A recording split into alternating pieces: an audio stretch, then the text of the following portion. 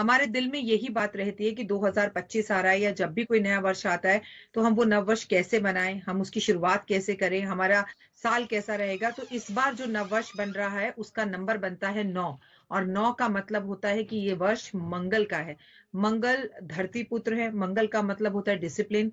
ग्रहों में मंगल जो है वो मंत्री होता है और मंत्री जो है वो क्या काम करता है, आपको डिसिप्लिन सिखाता है।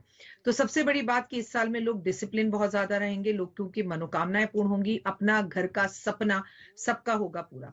लेकिन मंगल एक क्रोधी ग्रह है, तो वो क्रोध दिलवाता है इंसान को। क्रोध, गुस्सा, इरिटेशन बहुत ज्यादा होती है। उसके बनते बनते काम रुकते हैं, घबराहट और बेचैनी होती है।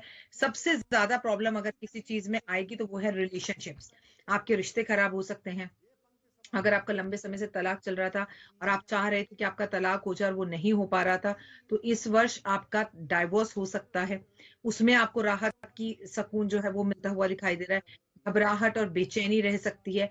लेकिन सबसे अच्छी बात यह है कि अगर आप लाइफ में सुकून पाना चाहते हैं और जिंदगी में आगे बढ़ना चाहते हैं, तो आपके लिए बेहद ज्यादा जरूरी है कि आप मंगलवार के व्रत रखें, हनुमान जी की पूजा जरूर करें। और आगे बढ़ने के लिए बहुत ही उत्तम एक उपाय है